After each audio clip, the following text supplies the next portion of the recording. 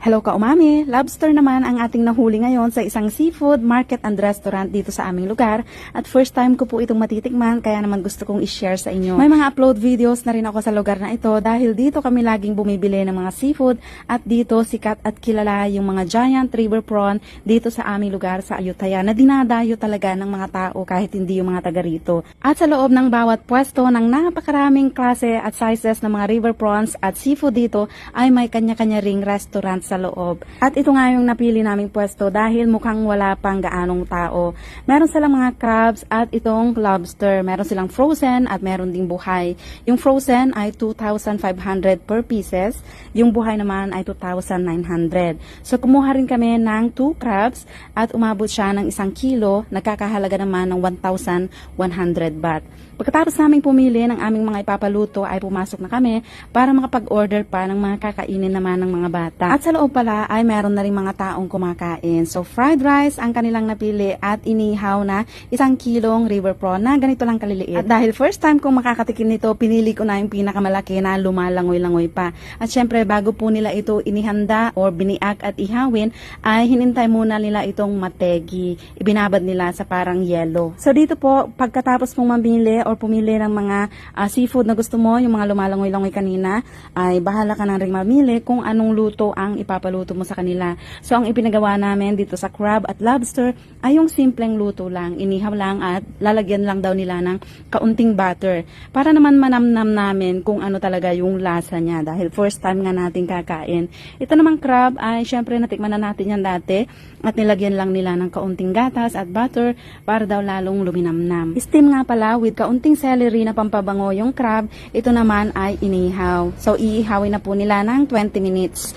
Yung mga ino-offer pala nilang klase ng luto ay merong sashimi, tom yum or yung parang sinigang nila, meron ding curry or stir fry. So inihaw nga yung pinili natin. Ang kagandahan dito, kahit anong luto ang ipagawa mo ay wala nang karagdagang charge dahil nga medyo mapresyo na rin yung crab at lobster. Pinapangarap ko na rin talagang matikman ang lobster na ito. Yun nga lang, hindi ko alam kung papaano lutuin, hindi ko alam kung magagawa ko ba ng tama. Kaya naman, dito na lang namin ipinamagawa yung aming first na try para naman perfect yung ating matitikman. And kainan na! At sa tagal ng paghihintay ko sa pagluluto ng crab at lobster ay medyo natapos na rin kumain yung aking mga anak. At kaya rin nauna na sila, bukod sa nauna na yung kanilang mga in-order, ay ayaw daw nila itong tikman dahil nakakatakot daw sa laki. At speaking of laki, sa talaga namang napakalaki nga dahil kalahati pa lang ay parang mabubusog ka na. At syempre bago natin ito titikman, aamuyin muna natin para manamnam talaga natin. At syempre kapag sinabing seafood, hindi nawawala ang seafood sauce dito sa Thailand.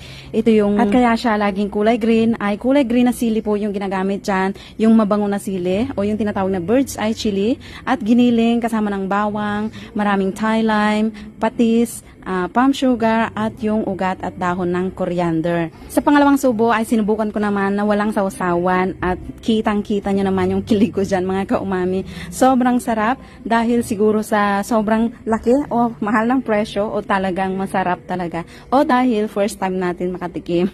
Sinubukan ko naman isausaw dito sa kanyang parang taba-taba sa may ulo at grabe. Perfect din ang lasa. Alam mo yung hipo na super fresh, na napakasarap, napakabango, parang times 10 yung lasa nito mga kaumami. At subukan naman natin yung itlogan na crab. At hindi ko po alam kung anong tawag natin dyan. At tinatawag nila dito sa Thailand na kai po. Ibig sabihin, yun nga, crab na itlogan dahil maraming itlog. So, ordinary lang naman yung lasa. At hindi ko alam kung nakatikim na ako nito noon. Siguro nakatikim na rin dahil hindi na ako masyadong parang kinilig sa sarap niya. Pero napakasarap din. Manamis-namis, mabango at napakasarap syempre. Dahil na rin fresh na fresh bago nila inihaw. At dahil sa sobrang sarap, baka hindi ko mamalaya na maubos natin ang lobster. Kaya ipinatikim ko na rin sa aking asawa. Na first time lang din daw niyang matitikman at kitang-kita niya naman mukhang mas kinilig pa kaysa noong una kaming nagkakilala. Charot! At para sa ating mga bagong kaumami, kung napapanood nyo pa rin ito hanggang ngayon, please comment below mamaya pagkatapos yung manood at do share kung nagustuhan niyo po ang video at paki-comment naman kung taga saan po kayo para naman malaman ko kung taga saan ang makakapanood ng video na ito. Maraming salamat po. At kung mapapansin nyo sa likod po ng restaurant ay isang malaking lake at napakaganda ng ambience at napakarami na rin po palang tao ngayon dahil lunch time na. At sa mga Thai restaurant, hindi naman nawawala itong mga ganitong klase ng kakanin na parang maha blanca na merong sweet coconut cream sa ibabaw sabaw. At bago ka pa man din umupo at umorder sa mga Thai restaurant, ay meron ng mga ganitong klase ng dessert sa kanilang mga tables.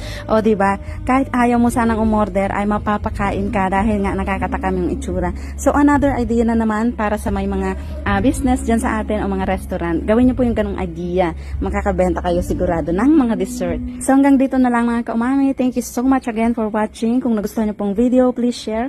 Baka ikaw naman ang susunod na mapadalhan natin ng 1 KO at 5 KO naman ang naghihintay sa ating 3 kaumami sa darating na Pasko, December 23 po yan. Maraming salamat! Bye!